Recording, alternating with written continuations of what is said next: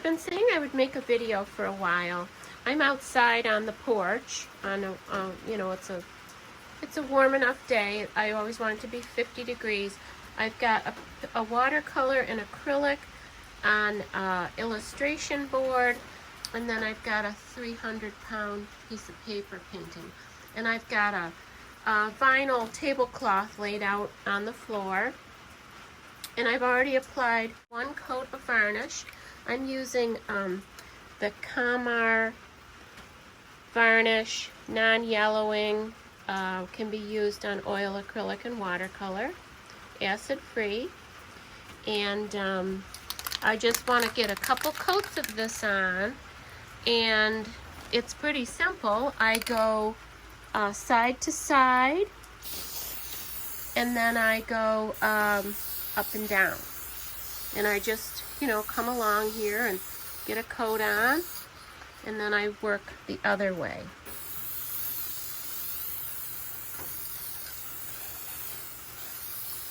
And now let these sit out here. It's warm enough. I'll let them dry thoroughly between coats, and I'll probably put about 4 or 5 spray coats on. If I pick the painting up at this point, you can see where I'm starting to get a little bit of shine, especially on the heavily painted areas. I feel that if you have paper that is like virgin paper, that usually needs more spray. The things where there's heavier paint, that seems to get a shine quicker. Okay, so these have been drying for about an hour, and they're dry to the touch. And what I do is I'll just brush over the whole painting, and just sometimes little fibers will stick up. I don't know. I just brush over it. You want to make sure there's no dust between coats, and then I'll just do it again. I'll do my horizontal ones and my up and down strokes, and you know, I'm usually about 8 inches away, I guess. And I do this outside because these fumes are very stinky and not good for us to breathe. It's hard for me to hold the camera and do this, but I'm just gonna do that. So about I don't know. I'm about 8 inches away. And you want it to be 50 degrees or warmer. Okay, so I have a piece of MDF board here that I put some primer on. This is my watercolor paper, 300-pound Arches cold press. And I have 4 or 5 coats of varnish on here. So on the darker parts, I think you can see a little bit of a sheen, maybe. I don't know if it's picking it up or not. I like to have a couple coats of varnish on before I do this, so that if I get any glue on the surface, I can just wipe it off. So I've got a damp cloth, I've got my plastic spreader, my brayer. I use this Aleene's original tacky glue. It's like Elmer's glue. It's water-based. I got this at Walmart. I was using matte medium, and I just thought that it got expensive for one thing. And I mean, I think it was $19 for this whole tub, but it's been a while since I purchased it. I don't really want to get that on there. I'll wipe that off later. So I find that this allows the painting. I may have too much here. I just did a bigger painting and I used a lot, and I think I may have just put too much on, but it's not a big deal. I can always scrape it back into the jar. So I just want to use the tool and just spread this out. I don't want it to be really thick. So in the middle here, I'm just, you know, taking that, pulling it up. So depending on how thickly I put my glue on, I don't want to get too close to the edge because when I roll it, it's going to all squeeze out on the edge, and then you're more likely to get it on your painting. Sometimes I put some press and seal on the painting. I probably should do that today because I got a lot of glue on here. But I just want to get this smooth. So the idea is that you don't want a lot of highs and lows. Like here I've got a, a thick ridge of glue. You don't want that because once the paper gets sucked down to the surface, you can see bumps. I've only had really one visible bump, and it wasn't enough to ruin the painting or anything. But you want to get this smooth, and then we'll use the brayer to just make sure we don't have any air bubbles or big bumps. I feel that this glue stays wet longer than the matte medium. I just felt like the matte medium was so dry, and I just like working with this. And I find that once I get the painting on here, that I can slide it around a little bit. Of course, then you have to watch and make sure that it hasn't slid around. Make sure that your edges are lined up. I did trim the edge, my deckled edge. I already trimmed some of that off. It's not a perfect fit yet. It's going to hang over just a little bit. And actually, this one I did something a little bit different. I'll show you what I mean. But I just want to get this to the edges. Make sure it's pretty clean or pretty even. I want to decide now if I've got too much glue. I think I got too much glue in here. So I'm going to lift some of this off, put it right back in my container. I don't need that much. It's just going to slide out my edges and make it, harder to get it even.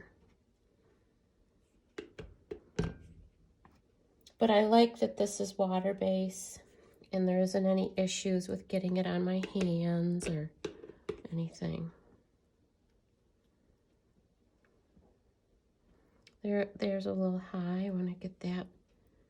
It does level out a little bit, when you have the marks from the trowel. This is starting to look pretty good. It feels good. It feels like I haven't got too much on there, I don't think.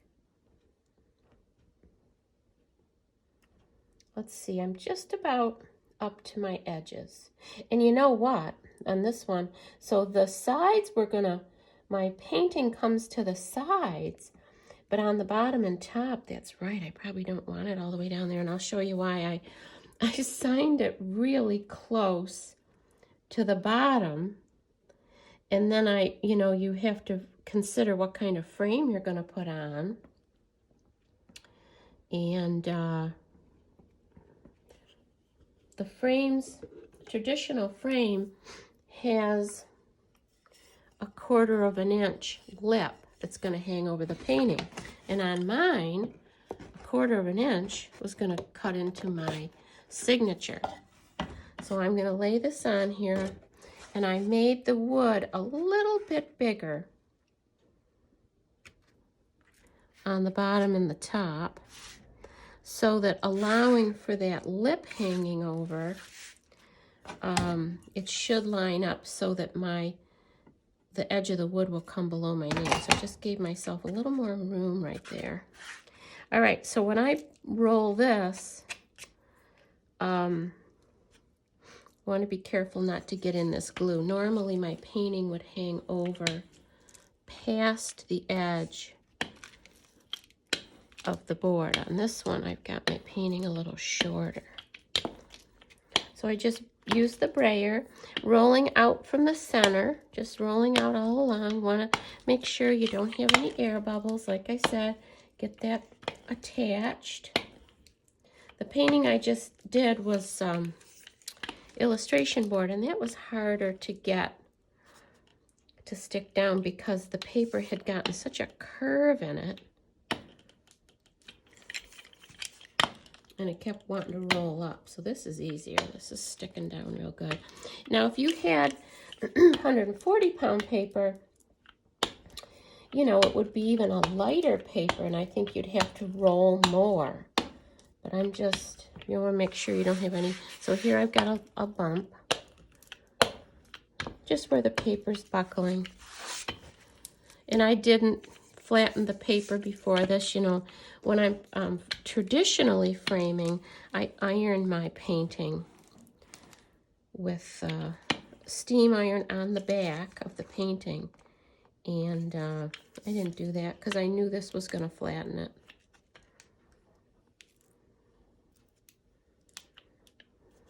Just making sure that I don't get glue on the front. And my edges are picking up a little bit, but that's okay because I'm going to put some weight on this. Just everything's got glue. I don't feel any weird lumps. I'm just feeling my edges, make sure I'm kind of square here. And then I want to move this up just a little bit so that my signature's going to show. But of course I want kind of a delicate operation. I don't want to get it too high or then the bottom of the painting's going to show. I think I'll wipe this glue off and just make sure I'm in the right place here. I think it could go up just a smidge. There, I'm sitting buttoned against there. That looks pretty good. Okay, so I'm going to take a piece of glass. And you want a piece of glass that's a little larger than your painting. I didn't feel any glue on the surface. And now I just want to get some weight on here all the way around so that it really holds it down.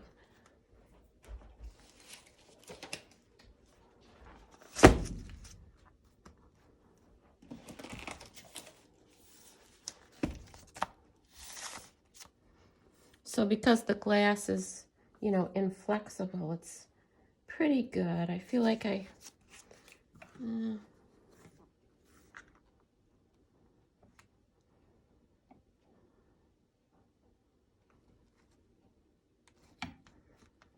think that's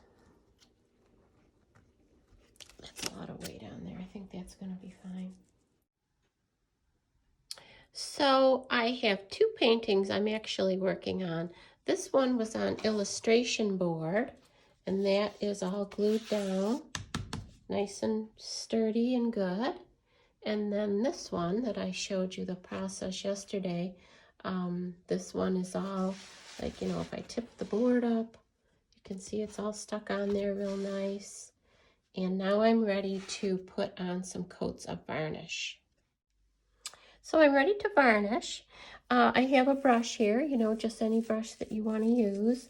I have used golden varnish, and right now I'm using Liquitex because the golden was out of stock when I was trying to order it. This one's non-removable gloss. It says for acrylics, permanent,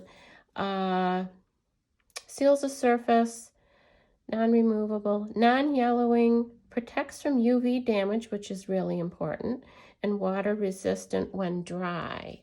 So they're both like that. The golden, you usually have to put a little bit of water in the golden. This one you don't have to dilute it.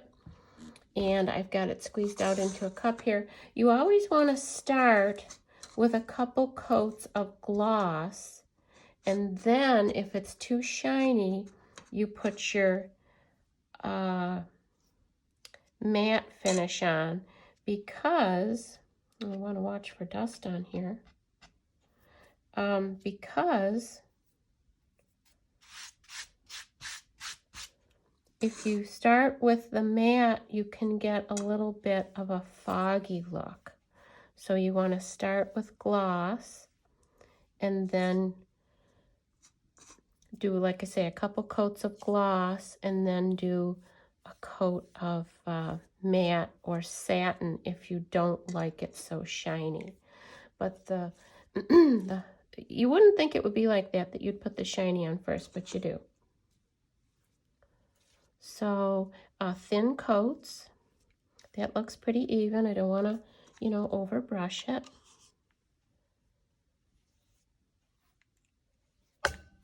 Oops.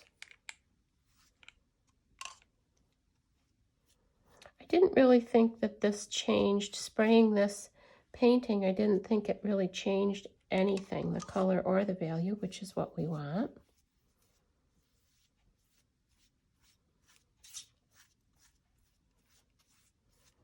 It seems like there's a hair on there. You want to look for any little bits of dust. Maybe there was some dust in my brush. I didn't think of that. It's nice that there's another hair. It's nice that this is water-based because I wouldn't want to be getting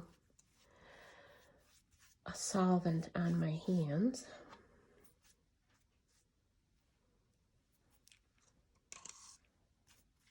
I don't know if the cat was sleeping with this brush or what, but got some hairs.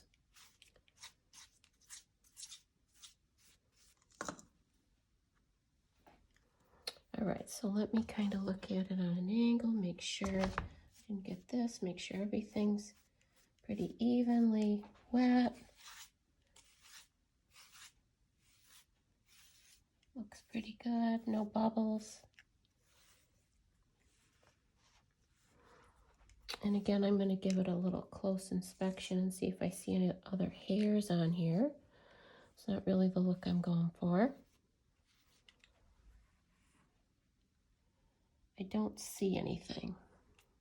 Maybe right there. Nope, that's in the paper. Okay, so I'll just rinse my brush out.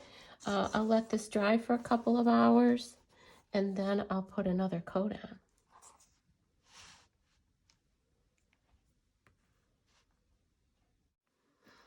Okay, so this is all dry, and I run my hand over it, just make sure there's no weird lumps. There had been a little bump there, and I just kind of picked it off. So I'm ready to do my second coat. I'll just squeeze some on this time.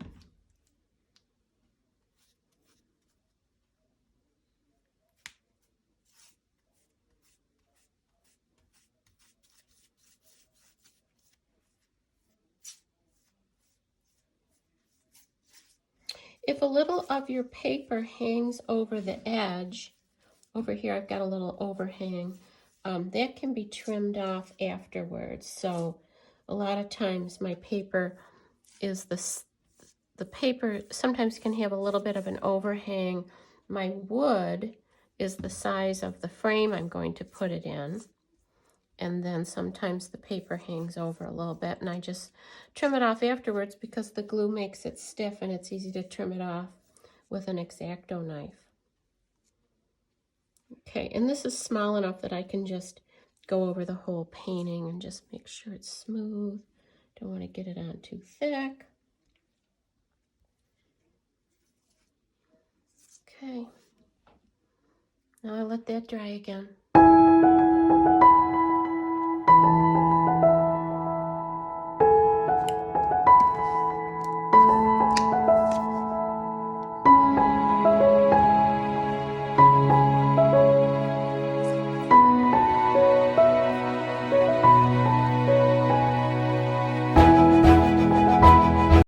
This is actually a golden satin polymer varnish. So I'm going to add a little bit of this and hope that it dulls it down a little bit. I don't want to get it too flat. Now this golden, you add water to. So as the jar got emptier, I just added a little water right to the jar. So I don't have to dilute this now. I can just use up the rest of it. I don't like it when it's too much of a matte finish, but this was a little bit too shiny for my taste. So hopefully this will be just right. And you can't really go back to shiny because the more matte the finish, it can start to get a haze if you keep building it up and building it up. So you always want to go shiny to unshiny. So I'm thinking that this satin, a little diluted, is going to be just the ticket. we'll see. So now it's dry, and it looks so much better. It just has a little bit of a shine to it, and I really like it. So now I have the frame here. I buy blank molding or chop molding and assemble it myself. So it's not quite fitting right. So let me zoom out a little bit. So I have to trim one of my sides. This left side, I've got a little bit of an overhang. So then I just turn it over, got a razor blade, and then I just take this and use the edge of the wood as a guide, and just kind of run this along here.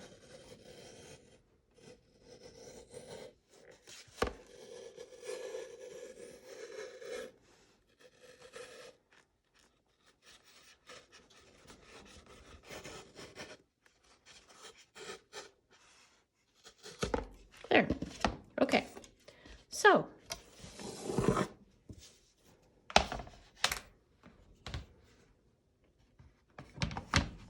perfect.